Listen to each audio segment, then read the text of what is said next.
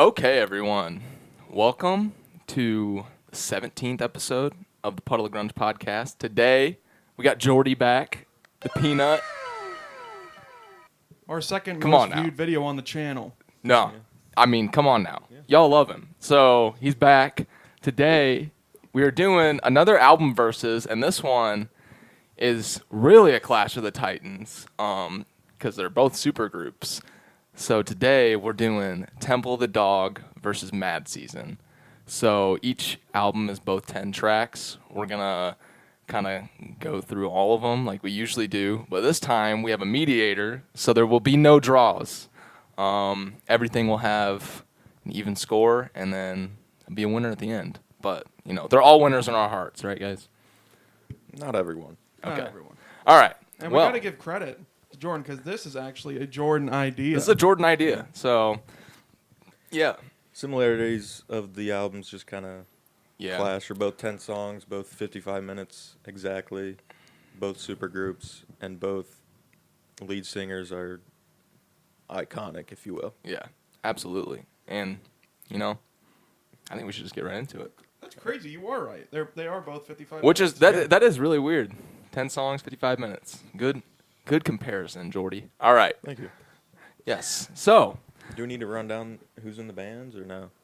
yeah. I Oh, feel yeah, like yeah. That's an important yeah. thing. All right, yeah. Right. So for Mad Season, so I'm going to be kind of on the Mad Season side. Colby's on the Temple of the Dog side. And then we're going to, Jordan's mediator. So, got both sides. But for Mad Season, we got Lane Staley. Mark Lanigan appears on some of the songs. Mike McCready of Pearl Jam. Barrett Martin of the Screaming Trees. And then John Baker Saunders of some various bands that he played in. Various around bands. Seattle. Yeah. And then Colby, who we got for Temple of the Dog. So for Temple of the Dog, we also got Mike McCready on guitars, as well as Stone. Mm-hmm. We have Jeff Ament from Pearl Jam. And then Matt Cameron from Soundgarden. Yep. And then lead vocalist Chris Cornell from Soundgarden. And with additional guest vocals from Eddie Vedder. So pretty much most of Pearl Jam now. But they weren't Pearl Jam. Not Pearl Jam yet. They weren't Pearl Jam right at after the the time. breakup of Mother Love Bone, kind of just forming that band. I think Eddie came in and sat in on the session, like when they were recording it. Just started meeting the guys. So it's kind of a intro story to Pearl Jam right here. Kind of developing their sound in this album as well, and then the rest is history from there. But yeah, I think we should just get right into it, guys. Yeah. Okay, so the first clash between this album. All right. Wake Up versus Say Hello to Heaven. So what a compare. I mean, you can't really compare these two songs, but We are. just what an absolute powerhouse to start off. Yeah. Wake Up is one of my favorite songs personally.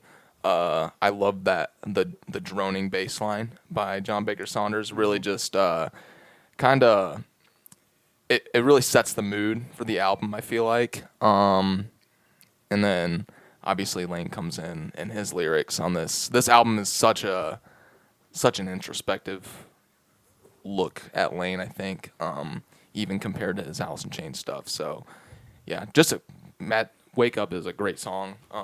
But Say Hello to Heaven, what do you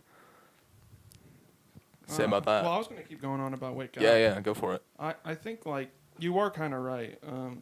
The Mad Season era for Lane, I thought for a second he was sober during the Mad Season recording sessions, I think.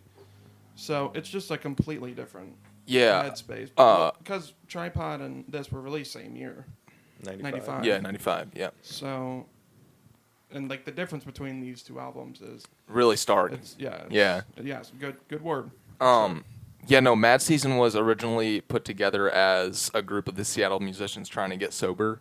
So Mike was struggling with alcoholism, John Baker Saunders with heroin addiction, Barrett Martin with alcoholism, I think, and then Lane with heroin addiction. So I think they were all pretty much sober for this time, and I think the reason that they didn't do another album is because they kind of when sober. So yeah. But yeah, you can I feel like you can kind of just tell the clarity of the writing as well is really, really something to marvel at, I think, on Wake Up. And I love Mike's guitar tone through this entire album, just playing through like 2 Marshall stacks as he always does. But there's just something about this one that makes it, I feel like it's a lot more twangy than his Pearl Jam stuff. You know what I mean? What about compared to his Temple of Dog stuff? Yeah, I feel like there's definitely an evolution in his tone from when he was early starting out. I mean, obviously he had been playing a long time, but just the evolution in his tone over that time, I feel like it's a lot more fuzzy in Temple of the Dog almost, and then Mad Season it's kind of just on the edge of breakup until he goes into like solos and stuff. Yeah, I agree. Thank you. Mm-hmm. Yeah, the guitar work is completely different. Yeah. Oh no, we're really harping on this now, but of course, Temple of the Dog has both him and Stone. Yeah. But with Mad Season and above, it's just Mike. Yeah, it's just Mike. Mike handling all guitar duties, rhythm, and his lead. And I feel like that his rhythm parts, even in the Temple of the Dog album and Pearl Jam, are just they're really cool rhythm parts throughout. He uses a lot of the Hendrix chords for one of his main inspirations. If you can tell blatantly by his playing, but yeah, he uses a lot of different chord voicings, and then just I don't know. There's just something about the way that he strums whenever he just has a way to come up with a good rhythm. I love. Well, we'll get into it later, but there's a lot of cool parts on this album that I like a lot. So yeah. But say hello to heaven. It's really this is just the clash between vocalists because there's peaks and valleys in both of these songs. But Chris's voice on "Say Hello to Heaven" is just unbelievable. Yeah, especially towards the end. Yeah, I think they both songs kind of start off a little slower, and then Chris Cornell just goes. Yeah, he just goes off. Yeah, so I feel on Wake Up you said the peaks and valleys thing. I feel like Wake Up has really low valleys, while Say Hello to Heaven, just because of the chord like structure that Stone is playing with, especially with that rotary effect, it makes it still sound a little bit uplifting. It's not just all kind of doom and gloom a little bit. I feel like the first verse for Wake Up is like very quiet, very cold almost, and then that just breakout into the chorus is very, very sudden and huge from Lane. I love the chorus to Wake Up. It's definitely one of my favorites on the album. Yeah. I also, as you mentioned, Stone's guitar tone on Say Hello to Heaven. Oh, it's awesome. Yeah. Love the use of the rotary effect. I also love the solo in Say Hello to Heaven. Oh, yeah.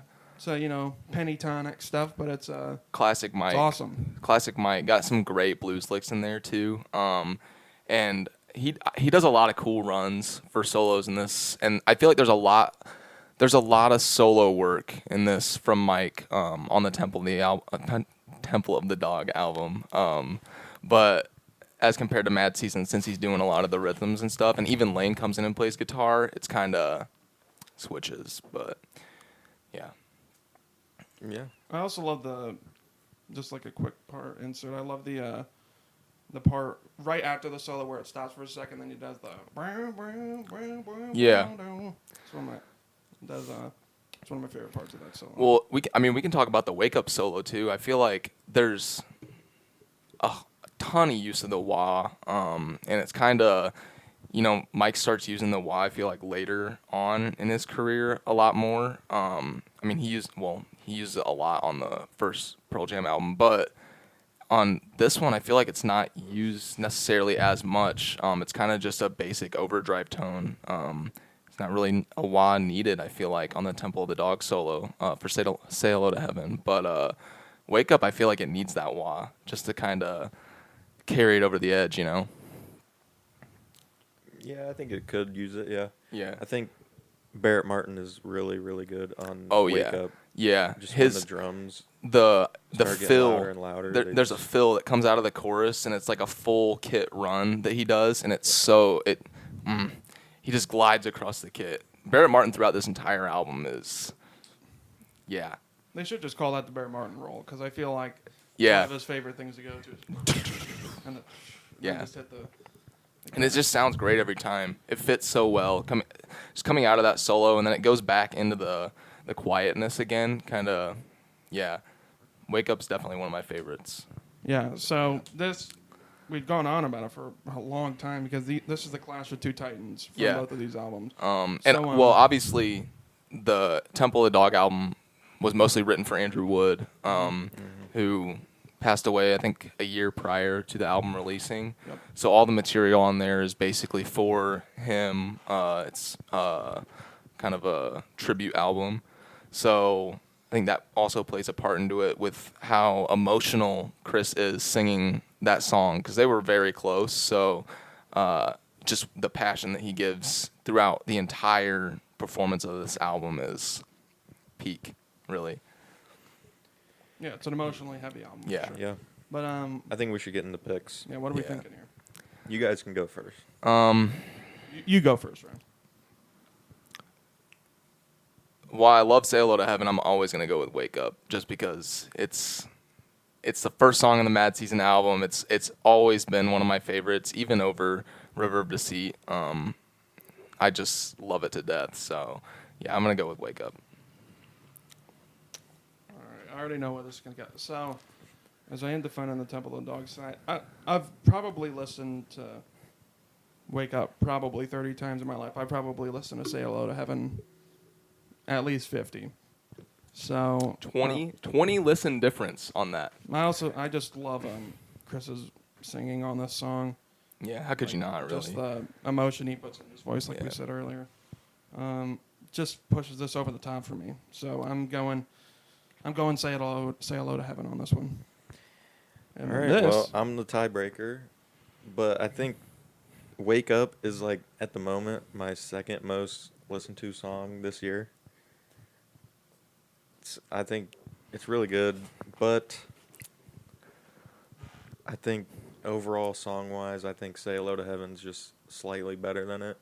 I think Chris Cornell's his voice just takes it over the top for me. It's understandable. I really have no complaints about that. I didn't expect it. I love both. This is why it's hard. It's because we love these songs so much, and like we said, listen to them probably hundreds of times combined. And it's just, they're both two phenomenal songs. You can't really put them against each other like that, but we are. So Say Hello to Heaven takes the dub on that one. Takes the dub on the first song. I think a lot of people will agree with you guys, though. I think a lot of people will agree with you guys. I mean, I think we were catching up, like, just re-listening to it, and Colby basically said, all you have to do, if you have Chris Cornell on a song, is just, like, have him kind of, like, scream like he does, and it's a good song. Do the Slaves and Bulldozers type scream, and then, And it just makes it a million times better than Yeah. Than it already is. It's already too good. So, say we move on to the second track. From the Temple of the Dog side, we got Reach Down. And from the Mad Season side, we got X-Ray Mind. So, another tough one. Yeah, another tough one. I think it should be noted that Reach Down is like 11 minutes long. Yeah, and most of it's soloing. It's a lot of soloing. It's basically a giant solo. But X-Ray Mind, I love that riff. It's one of my favorite riffs, I'd say. And there's a lot of cool ones on this album, especially when Lane starts playing guitar more. I feel like his creative aspect really contributes to this album, which we didn't even mention on your guys'. Chris plays guitar on this album a lot, too.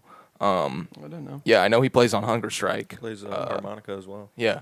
So and banjo. Yeah, so there's a lot of different musical creative aspects that each member of the band brings that kind of just send these albums over the top, make them the best of the era. So X-Ray Mind versus Reach Down. I've always loved Reach Down personally, and I've always loved X-Ray Mind. But Colby, I'll let you get a little bit on to Reach Down. Yeah, as I kind of just, of course, preparing for this video, I've been listening to these albums a lot more. And, I don't know, Reach Down has kind of hooked me on this one. For me, I don't know, something about the way later choruses when he's saying reach down. It's very 80s to me. It sounds like an 80s hook on like, I was going to say Tears for Fears, but not that. I don't know, just with like the harmonized vocals of both him and himself. But something very 80s to me. But yeah, Mike's solo on this is ridiculous. Like the amount of different rhythmic variations he does when he's using his pentatonic scales, like it's really improvisational, and that's so hard to do. I feel like Mike does that so well with his solos. A lot of it just feels like it flows so well, even though he's improvising a lot of the time. He couldn't even hear most of it. Yeah, he just kept going because I think his headphones fell off and when he was playing it. Yeah, that's just sick. He's just all feel. Improvising. It's just all feel. And I feel like that's what Mike does so well on both these albums is just his feel for multiple different genres of music, just off the charts. Top tier musician, Mike McCready. Yeah, and even if it's like an 11-minute song, like I said, it doesn't feel like 11 exactly. minutes. Like there's some long songs that you can just, it takes a while to get through. Yeah.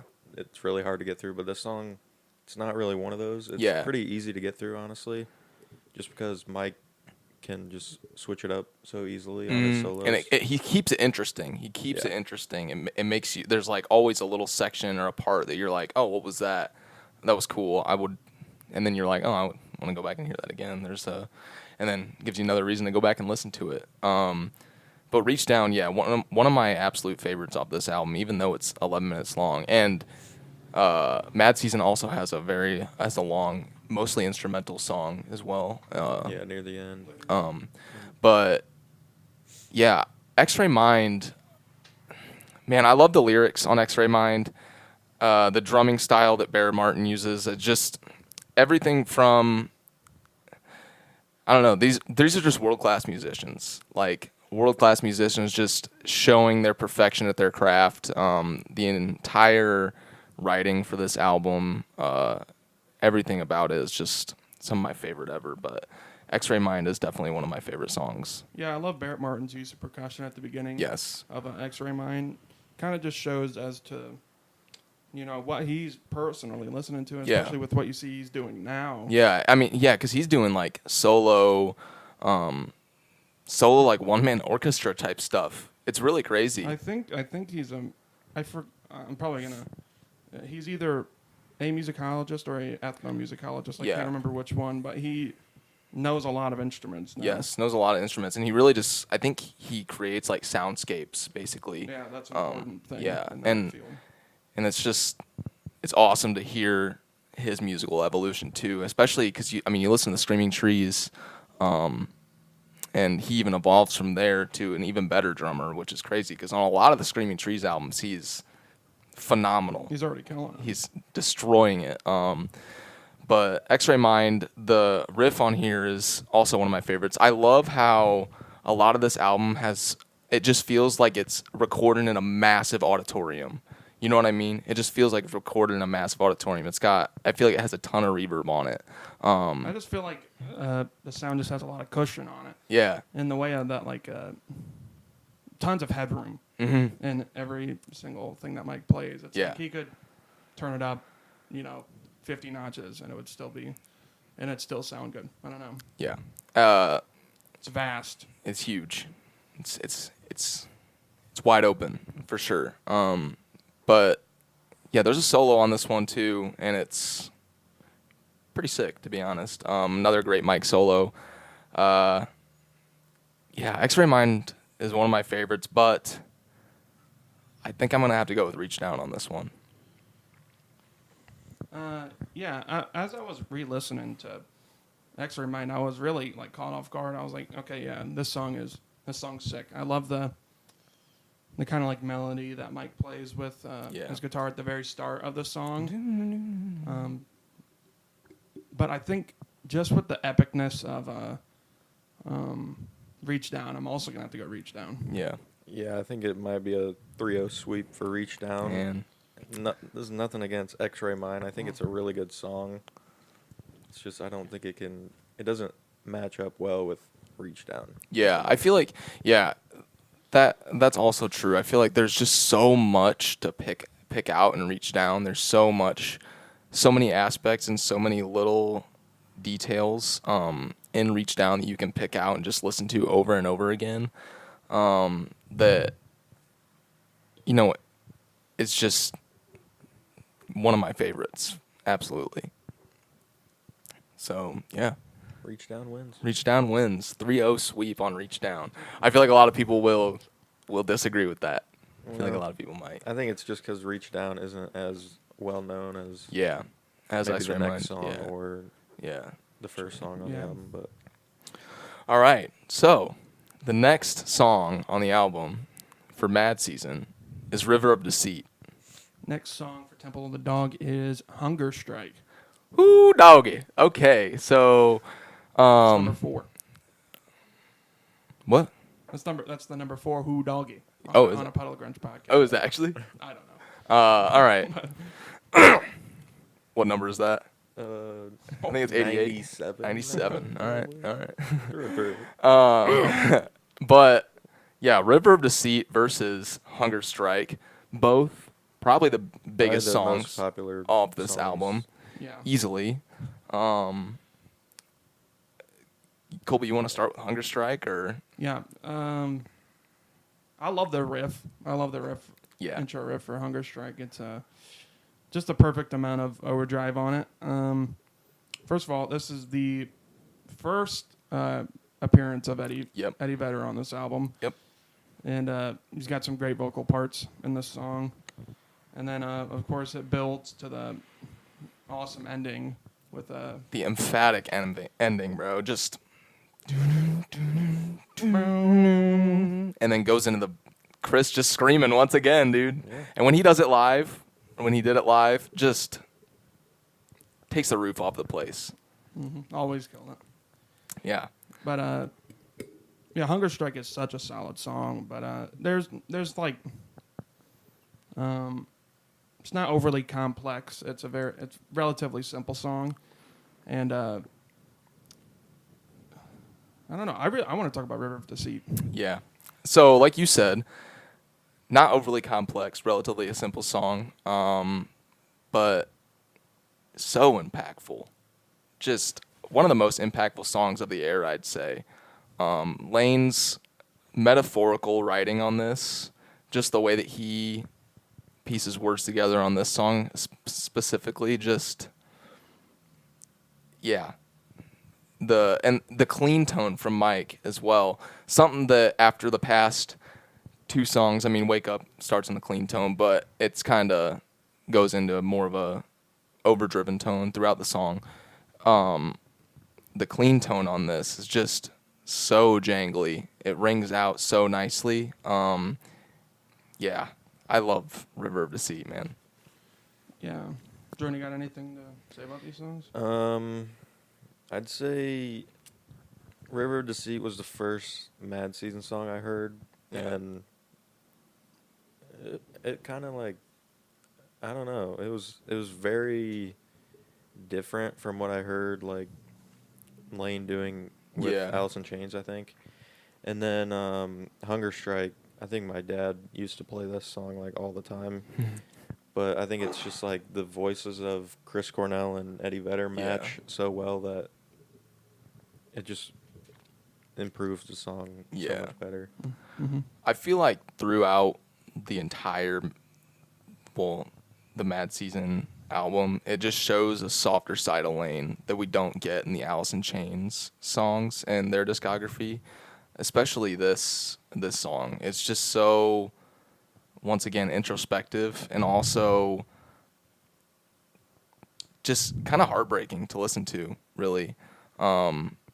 And then, you go over to the Alice in Chains album that drops the same year, Tripod, and it's kind of the same thing, but put behind Jerry's guitar, it sounds totally different. he's kind of relaying the same message, but in a different way on this. And I just think it's a beautiful way for Lane to kind of go out, you know? Yeah. There really is such a. I'm going to use the word you said. There's such a stark contrast between Alice in Chains self-titled and Mad Seasons above. Like it's ridiculous. But yeah, comparing these two songs is pretty difficult because these definitely two of my favorites off of both of these albums. But are we ready to go into a pick here? Because I think I got my pick. Yeah, I got mine. Yeah, I think I might have mine as well. So Ryan, you go ahead. I'm going with River of Deceit. I'm also going to go with River of Deceit. Wow. Well, I guess I'm the odd man out. I'm going with Hunger Strike. Yeah. Okay. I get it. Yeah. It's one of the biggest hits in the 90s. Yeah. It is. I mean, it kind of started the era, you know? Because this came out before Nevermind. Yeah, it came out before Nevermind, 1990. So before. Yeah. Well, it was 1991. I thought it was 1990. It's 1991. Is it? I think so. What, Temple of the Dog? That's what it says.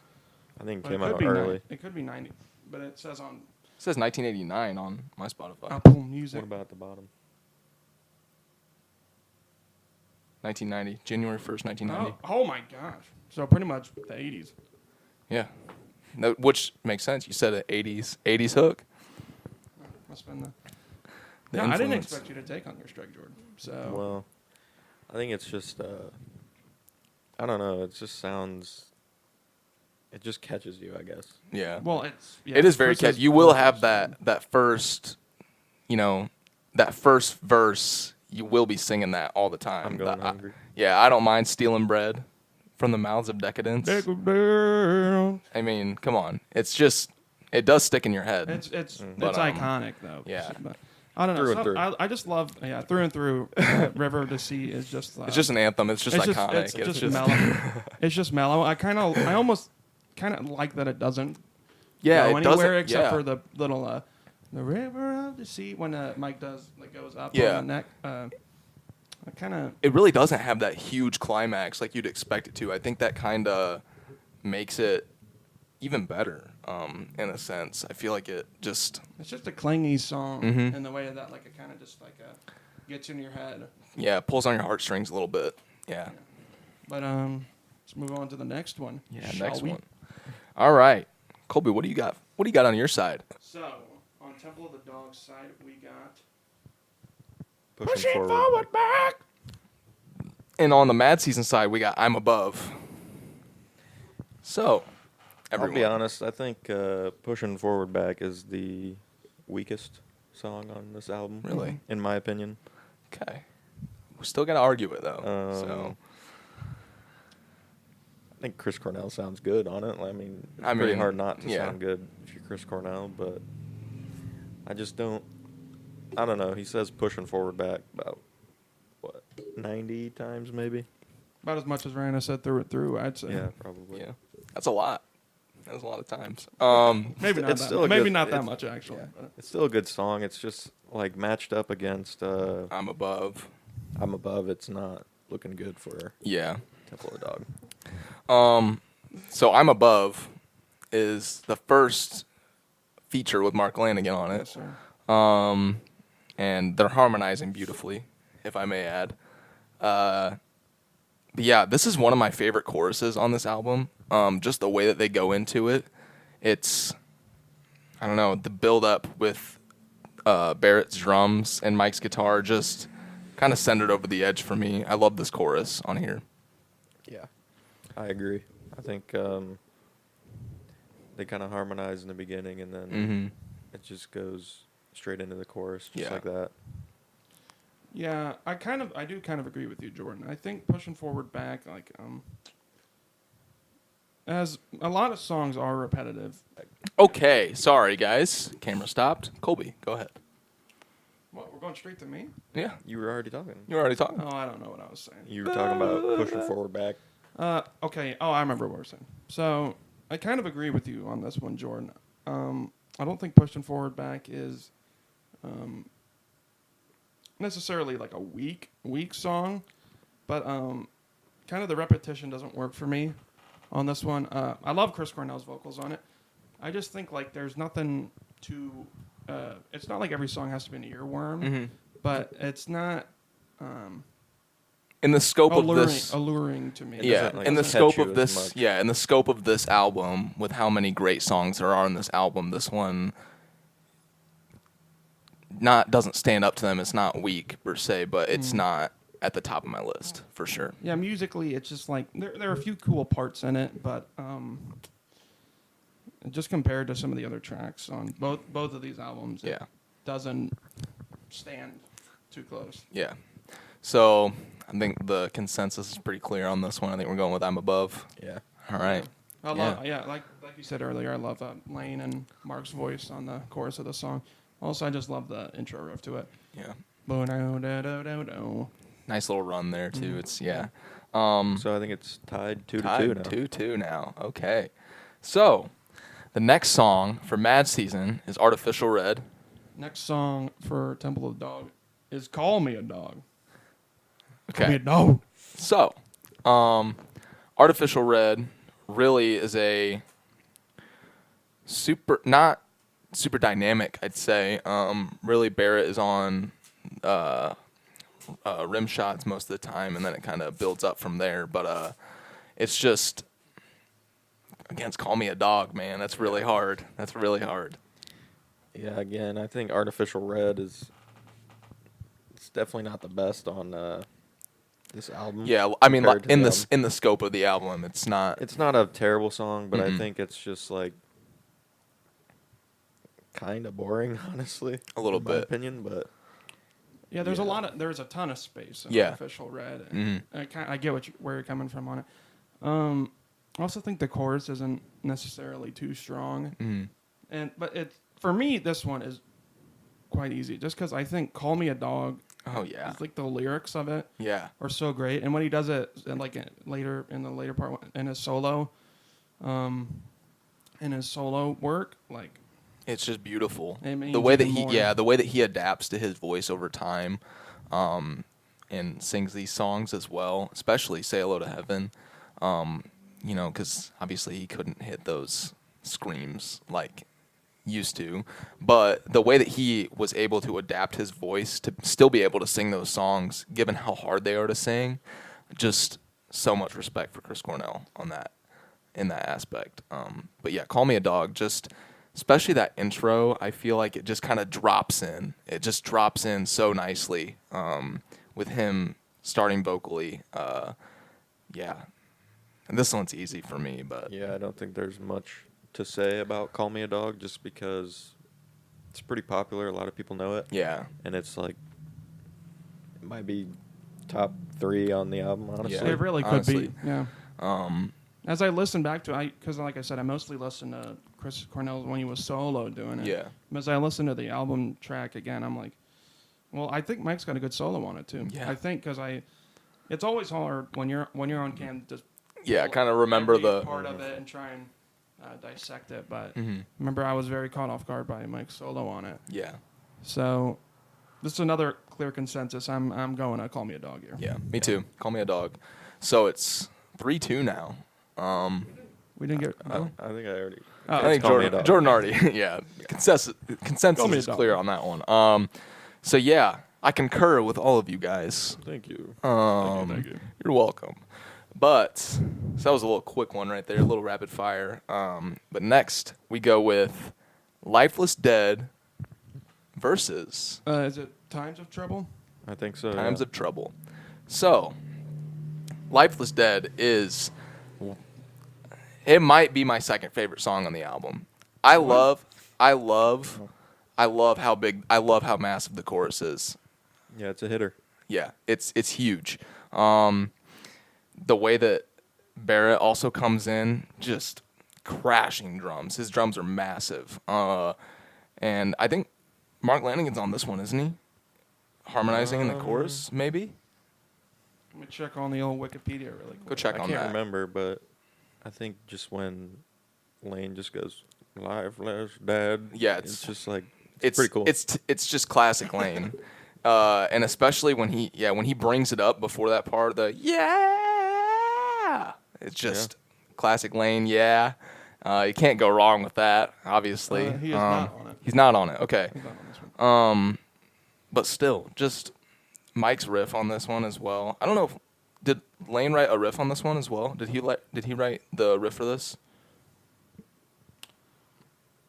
It doesn't say anything. No. All right. So Mike's riff on this one, just his guitar tone for this is pretty nasty. It's nasty. Yeah. I don't think there's really any other word to describe it than nasty. And it just Colby knows. He's getting a quick listen. To compare these songs, though, it's pretty hard because Times of Trouble is nothing like Lifeless Dead. It's kind of like it's a little slower, I guess. Yeah. But I think on this one, Matt Cameron really shines through on this one. Would you agree with that? He's still researching. Sorry. No, I'm just trying to think of the chorus line of Lifeless Dead. No, yeah, Matt Cameron. I remember when I was listening to it, I was like, Matt Cameron. Just call it a Matt Cameron song, really. Such a stud on this album. We haven't really talked about him much for this, but we've already gushed on him. We've already gushed on Matt Cameron a lot, dude. He has been on. We talked. Yeah, man. I mean, he just outstanding drummer, and every single part is different, and that's something that I just feel is so hard to do because there's only so many beats he can do per se. But he just comes up with his own grooves so tastefully, and they fit the song so well.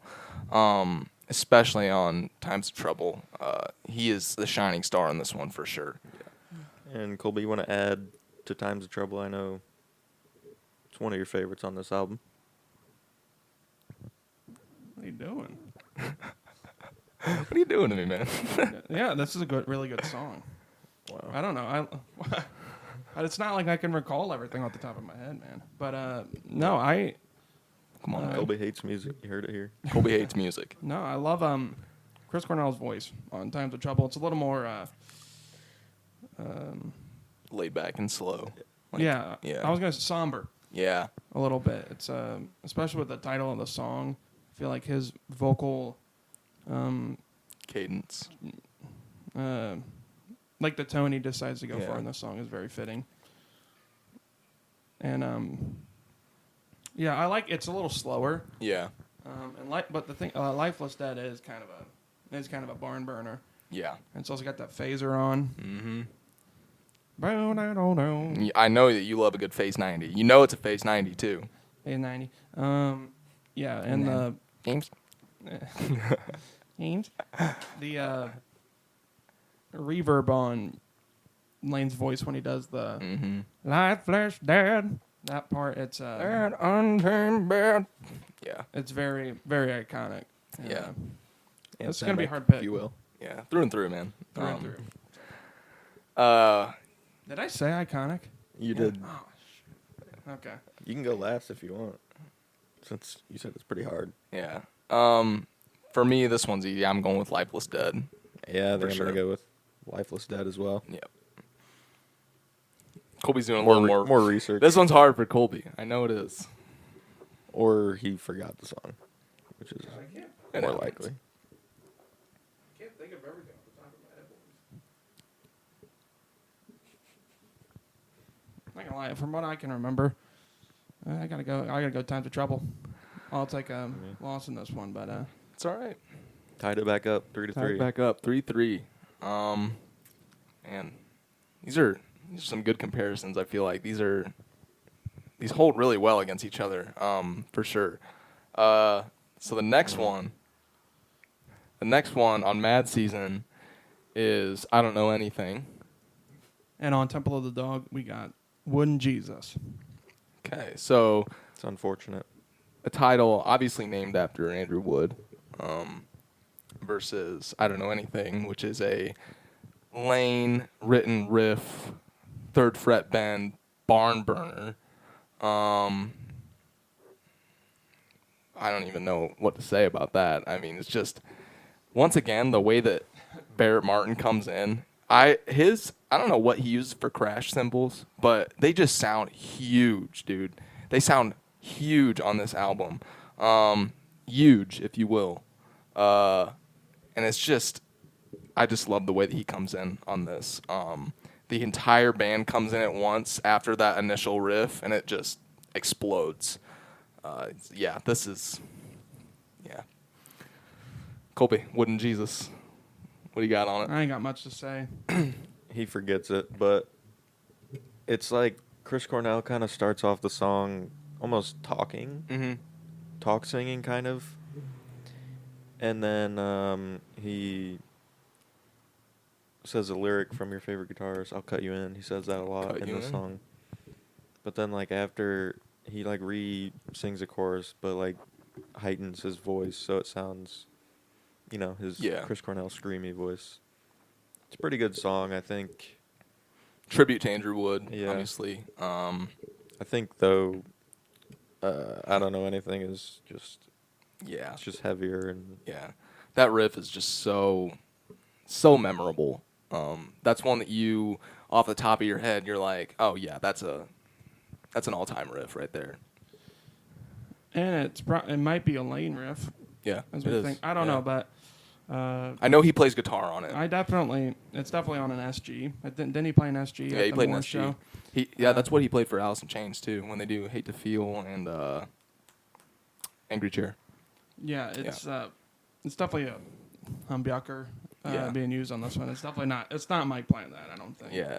Well, they're both playing, but I just think that the tone for I think I have so much more to say about Mike actually plays a Les Paul for this. He plays a Les Paul for this. Does he? Yeah. That show? Yeah. I think it's like a cherry red Les Paul. Oh, well, then that makes sense. Yeah. Because it's a very full. I'm fact checking that real quick. Fact check. I have so much more to say, but I don't know anything. Just like it's a little unnerving. The chords that they use in this song is very. It's a little odd, especially with the use of the harmonics on the 4th fret, where there are no natural harmonics. Just to find where those are, make it into a song. It's very. And Barrett Martin's drums on this song are so great. Got an ad. Got a YouTube ad, guys. Advertisement. For 5 seconds. Literally, the first comment on this video is for a guy who doesn't play guitar, he plays some catchy riffs. Angry Chair, Hate to Feel, and I Don't Know Anything. I mean, he loves those bendy type riffs. Actually, Lane is playing a cherry red Les Paul on this one. So let me see what Mike's playing real quick. I think Mike's playing the SG. Wow. Hold on. Let me get a little. Come on, show it. No, Mike's playing a Les Paul as well. A wino colored West Paul. But yeah, both Les Pauls. Colby, you were right. Humbuckers in the for the pickup selection. But I Don't Know Anything is just kind of an emphatic tribute to Mad Season. I think kind of rounds out the album really well. I'm gonna go with I Don't Know Anything. I think I'd have to agree. I'm agreeing as well. 3-0 sweet. 4-3 right now. This might come down to the final song. This might come down to the wire. Okay, so the next song on Mad Seasons Above is Long Gone Day. Next song on Temple of the Dog is Your Savior. Ooh, okay, so Long Gone Day, we got great harmonizing vocals with Mark Lanigan. it's already long gone, but it's already long gone. Okay, so Long Gone Day versus Your Savior. Long Gone Day, really slow compared to the rest of the album. I feel like it kind of matches a lot of Mark Lanigan's solo stuff, more or less. It's a sultry, if you will. Yes. Good word. Great word for that, Colby. Vocab word of the day, sultry. Given by Colby. What's that mean? It's a little naughty. That's kind of what it means. A little. That's kind of what I always associated it with. Like if something is sultry, it's a little like naughty. I already said it. A little weathered. No, like a little A little Weathered by Creed. Weathered by Creed. This is hot humid. Well, it is hot. Yeah. Suggesting or expressing a passionate or strongly sexual nature Yeah. or attraction. Yeah. It's So a naughty. little with the sax too. It's kind of a Yeah. So naughty. Yeah.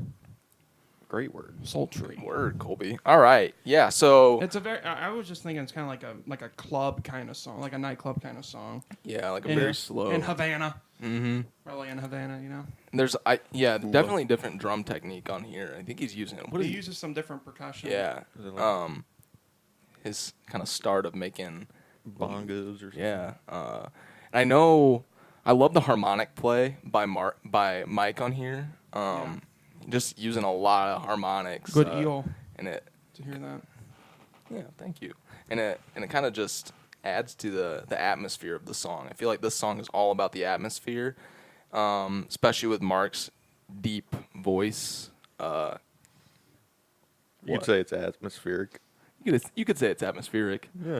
It's iconic. It is It's iconic. through and through, this song is. It's anthemic, Iconic. iconic, and atmospheric. Yeah. So, Cheers.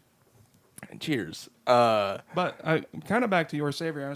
After listening to it a little bit, these songs could not be more different. No, yeah. It's Your just, Savior is such a driving track. It's pretty heavy. It's, Love the guitar work Yeah. from Mike on this one. And Stone, dude. It's- We keep and leaving out Stone. Stone, man, but Stone Sorry, is Stone is and the Matt rhythmic Cameron. god. Yeah, oh yeah. Matt Cameron on this one, shining through for sure. It's hard, really hard. It's a tough one. I think it kind of depends on how you're feeling. Yeah, I think At it the definitely moment. depends on the mood for sure. Mhm. Just because these songs are so contrasting at each of their points. There's not really a super high in Long Gone Day, but in Your Savior there is a very big chorus. I gotta go with Your Savior on this one.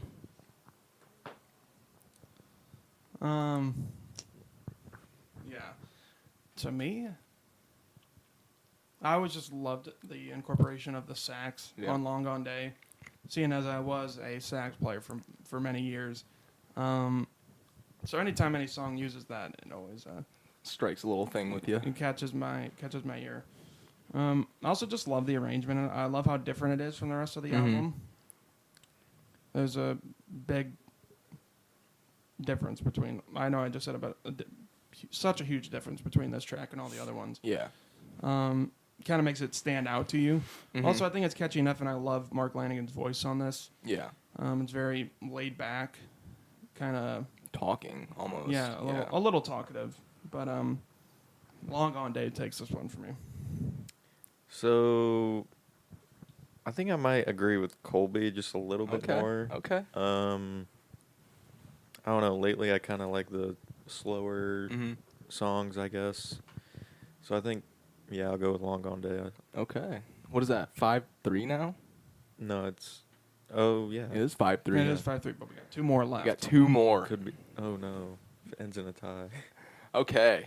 So. Oh shit. Sorry. Okay. So. The next song off of Above is November Hotel. Next song for Temple of the Dog is Four Walled World. So November Hotel is the instrumental track off of Above. And really kind of an awesome instrumental track. I know that Lane is playing guitar on this, playing rhythm, and Mike is soloing a lot. But it kind of just lets the musicianship of these guys shine through, mostly. But Four Walled World is actually one of my favorites off the Temple of the Dog album. So I can't really punch Jordan in the face while we're at it. Four Walled World is one of my favorites off the Temple of the Dog album. This one is actually a lot harder than it seems. Yeah. Because seeing as like Four Walled World is definitely was not an enormous hit No. for Temple of the Dog. And November Hotel, just by nature with it being an instrumental, is mostly not going to be a big hit. Yeah. Unless you're Herb Alpert. Shout out Herb Name Alpert. drop right there, Colby. Nice. Well, I don't know him or anything. Shout out Herb Alpert. Hey, you've heard Rise before. I'm telling you, there's not a doubt in my mind. But and just by nature, but after re-listening to November Hotel, it is an epic. Yeah, it is awesome. It really is a story told through the instruments. I feel like. I love Barry Martin's playing on this. Yeah, and also just Mike's solo on November Hotel could be better than on Reach Down, possibly. Big words right here. Big words right here. I don't know. I just feel like November Hotel is so driving. Yeah. There's a lot of like emphasis behind what they're playing. Yeah, you can really feel that. Even if you're not there, I feel like you can feel it in the floor. I feel it that and Reach Down too, but something about November Hotel is very alluring. But For World though. So, yeah. Want to hear you it's talk? A banger. The chorus buildup for this one is monstrous. And just that final chorus as well. Going into that, Chris does his trademark scream again, and I love it. You can't really say you don't love that. Do you like the harmonies on it? Yes. The harmonies in the chorus too. Yes. Everything. This is like when I first listened to this album. This was except for the big hits. That was a little. What's the? That's what's downloaded. What's the word when you're a little immature in my listening, and I didn't really appreciate a lot of the other tracks on Temple of the Dog. Ignorant to it. Yeah. For World was a download from the start. Yeah. It's one of my favorite tracks off the album too. And especially to like almost the end of the album too, just to throw that one in there is like, hey, here's this. But yeah. Jordan, I want to hear what do you have to say about these two songs? I think it's again kind of hard to compare since November Hotel's a instrumental, and we're kind of going which is the better overall song. So I think Four Walled World kind of has the edge in the overall song, but I think it would have had the edge in my opinion anyway, just because Chris Cornell on this song is just strong vocal performance. Very, very good. And then some of the guitar aspects that they do in this song is kind of a little different than some of the other songs on the album. But yeah, I think November Hotel, I think it's a strong song, but I think I would say like Reach Down in terms of like the guitar solo is slightly better in my opinion. But yeah, I mean I agree with those points. I just feel like the guitar work on Four Walled World just is completely different from all the other ones. It's like there's a lot of open strings. Yeah, and I mean, you got to take into account these are 5 years apart, so they've evolved so much as musicians in that time period that the solo for November Hotel sounds completely different from anything that he would play on Reach Down. So, with that aspect, I think that Mike is just such a creative guitarist, and continues to be. Even they're still putting out music. So his ability to come up with riffs and just play off of them throughout his entire work is Stone. They play off of each other so well. It's really, when you mention one, you kind of automatically include the other, just because they're really a brothers at this point. But I got to give it to Four Walled World on this one. I think I'm going to agree with Ryan on that one. Yeah, it's this is actually a really tough matchup because I wasn't expecting to like November Hotel as much as I did. But as you said, from your listen through, Four Walled was a download, and it was a download for me. So clean sweep for Temple of the Dog on this one. Yeah. Okay. So we're at 4-5 right now. Mad Season is in the lead. The last song from above is All Alone. And last song for Temple of the Dog is All Night Long. So kind of start with the same. All Night Thing. Start with the same I was thinking word AC/DC. there. So yeah, Colby, you want to get a little all night thing. All night thing. Yeah, this one, it's mostly just Chris Cornell. And is it guitar or is it piano? Night thing. Yeah, all night thing. Yeah. When I was actually like surprised at how well these songs kind of mirrored each other in a way, because they're both very laid back. Yeah. I love Chris's voice on All Night. I feel like that one has such a blues aspect to it. Yeah. It's you once again you'd hear it in like a bar or a club or something. Just kind of someone maybe doing like karaoke for it or something. Yeah. It has that aspect. I also just love the use of the keyboard. Keyboards are such like when they're on a song, it just adds like a completely different sound and just element to songs. Yeah. The keyboards are extremely important, and especially when you're doing rock stuff, adding just a keyboard into it completely changes it up. So much more places you can go. Yeah. And stuff you can do with it. So the addition of it on this track makes it really strong. Mm-hmm. And All Alone, it's primarily an instrumental track too. Because you only got the two. I don't know how many jabs there are in it. But it just says "We're All Alone" like twice. But I feel like the purpose of All Alone is to kind of.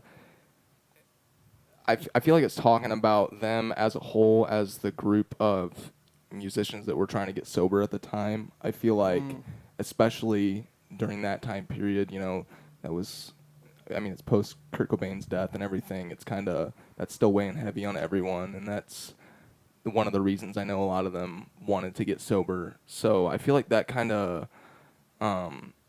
that feeling of loneliness carries throughout the entire album, and this one just rounds it out. Damn. But yeah, I feel like All Alone just kind of rounds out the album as a whole, just to kind of further display that feeling of loneliness. It's a very good ending track. Yeah. It's like his voice is very echoey whenever he talks. But I think, like, whenever you add, like, Chris Cornell and, like, minimal instruments, like, whenever he is just doing acoustic or there's piano and it's not very heavy on the drums on All Night Thing, but whenever you have a minimalistic Chris Cornell song, it's almost... It accentuates. Yeah, and so it's much. weird because, a lot of the times, especially with Soundgarden, the instrumentals are behind him, and it really boosts his voice up. But when you strip back the instrumentals and everything, his voice is still so prominent just because of how powerful he was. This just kind of gives him more of a chance to shine, even if he's just gone through this entire album tanking the entire time. Like, I don't think there's really much to say that we haven't already said about Chris Cornell and his ability to really do everything. Lay it back, bring it up, and it's just one of a kind for sure. So yeah. Anything else to add, Colby? For this one, it's kind of again and we're gonna have an interesting conclusion. I think we might on this one. But for me, I'm probably gonna have to go with All Night Thing. Just with Chris's voice was just perfect for this song. So given this song All Alone is kind of the ender to the album, and it's this is one of the albums I listen to quite a bit. So I've kind of gotten pretty familiar with the song and the structure and the space in the song. I've grown to love it a lot, even if it's not very lyrically dense. And All Night Thing is really one of the ones I haven't listened to as much. It's not really one of my go-tos from this album. I'm going to have to go with All Alone for me. I see what you did there. Okay. It's come down to me. I think I might have to agree with Colby on this one and go with All Night Thing. I just think it's just Chris Cornell, whenever he's just doing his own thing, kind of minimalizing the instruments. It's just, it just makes him so much better. But I think that ends the verses in a 5-to-5 Yeah. draw. I think it's a draw, which we not said. our Yeah, intention. that wasn't the intention, but. So maybe we could go around and see who's like the overall album. Maybe. Yeah. Who would pick what? Just to have a definite winner. Yeah. Colby, you want to go first? What do you mean We're by that? Which what album would you pick overall is better? overall? Okay, I want to look at the set list Set list. while I don't know why I keep saying Track list. The track I'll listing. go while you're researching. So, Temple of the Dog is really one of the first albums that I actually listened to when I started listening to grunge, because I found out that Eddie was on it. So I was like, oh yeah, I was really big into Pearl Jam, so had to listen to that, and it's really one of the first ones I listened to. But then as I got more into it and started listening to the material more, and then started getting to Alice in Chains and more of the other bands from the time, like Screaming Trees, Mad Seasons Above just really takes the cake for me. It's one of my, it's definitely one of my go-tos. I listen to it driving to work sometimes. It's just one of those ones you can put on and just kind of jam to. A lot of the songs I feel like are easy to learn and easy to play as well, which as a musician that kind of adds an aspect to it of funness, I'd say. Being able to just get together with people and play those songs kind of adds to it, and it's kind of hard to do that with Temple of the Dog since there's so many layered different parts. On Mad Season, there's not really as much. I feel like there's not really as much production compared to Temple of the Dog. It's not layered as much. There's just Mike with his guitar effects, drums, bass, and Lane. That's it. With Temple of the Dog, you got so many extra instruments in there, adding little elements, which I love through and through. I love through and through. That was a genuine one. But Above is just one that's always stuck with me from the first time I heard Wake Up to River of Deceit to any other song off the album. Really just I love. So I'm going to go with Above for me. Well, it was very heartfelt, Ryan. Yeah. And the thing is, I get it. You love Lane. Yeah. And I mean, of course, I get it. It's his vocal performances on this album are great. Mm-hmm. From his slow, more melodic parts from like Long Gone Day and River of Deceit. Yeah. To his like higher ones and like Lifeless Dad and I like it because it's different. It's different from the Alice in Chains stuff. You can take a break from listening to his Alice in Chains stuff, which is a lot of belting and massive choruses, to this lowly, saddened version of him. I feel like that he takes on in this album, and I love it so much. I feel like it's a lot more personal, but. Yeah, that's for me, but yeah, Colby, you can keep going. Yeah, it's a very strong argument for Above, I think, but it kind of makes sense that Temple of the Dog is very layered because it's the same producer that did Pearl Jam's 10. Yep. Which is also kind of a very dense album with a lot of reverb. Rick Parashar also did an Alice in Chains album, as I said later, but you Sap? No. Hold on. He did might have been Dinosaurs. Oh yeah. Yeah. It was a later album. Yeah. But they're very different in their production standpoints.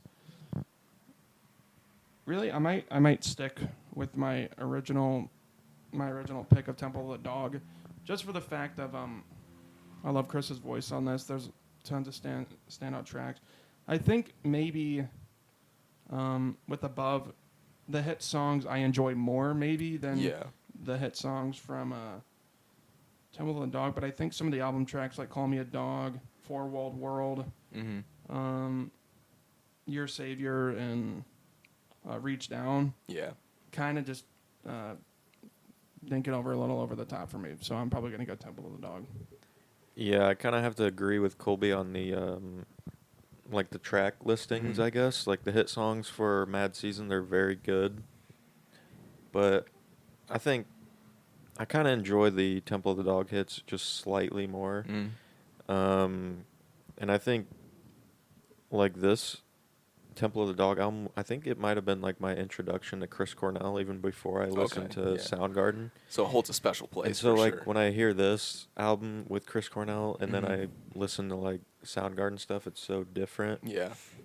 And I think, I don't know, I just think it's super impressive that he can just kind of, I mean, his creative genius. sing on whatever, Yeah. even in Audio Slave later on in his career. But this is just not really even the start, but just like the showing of how great of a writer that Chris Cornell is in general. And just his ability to really just hear things in his head and bring it to the band, and it's there, you know. And he does that in Soundgarden, obviously, because he's playing guitar a lot of the time. A lot of the riffs he writes, so it's just, I know where you guys are coming from. Yeah. The thing is, this is so tough, though. I bet you for Jordan and me. yeah, this isn't to take away from Above or anything like that. Like I said, some of the songs, it just kind of depends on how you're feeling. Yeah.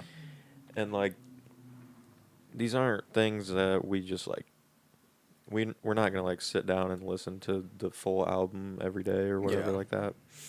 But I just think Temple of the Dog overall has some stronger tracks than Mad Seasons Above. Understandable. And, you know, opinions change on the day. Like, you know, it's always hard to have such a definite answer for something as big as both of these albums are, and just music in general. Yeah. It's a shifting thing. Yeah. So Temple of the Dog takes it, I think. You know, I'm not. I think, like I said, I think a lot of people will agree with you guys, because this is one that kind of introduces a lot of people to the genre itself. So, and then they get into Mad Season later and stuff like that. Yeah, I think a lot of people don't even really know what Mad Season is. But a lot of people know it. Certified gold, and especially with all the huge names on it, it should be like a way bigger platinum thing. But yeah, I like the pick, guys. I like it. I respect your opinion a lot, though, on that, because Above is, we said. Yeah. I mean, that was one of the first albums that we listened to together, like in full, and it was just blows you away when you listen to it on some good speakers and everything, and then just in a big room, and it kind of just fills up the room so well. But yeah, Temple of the Dog takes it. The winner. Is there anything else you guys want to add, or? No, man. These are good conversations, I think. Yeah. All right. So this has been the Puddle of Grunge podcast. If you guys have enjoyed, make sure to check out some other videos that we have. Like, comment, and subscribe if you're new. It's been Big Jordy. He'll be on the next episode as well. But yeah, hope you guys enjoyed. I'm Ryan. I'm Colby. And I guess I'm Big Jordy now. Big Jordy. And we'll see you guys next time. Peace out.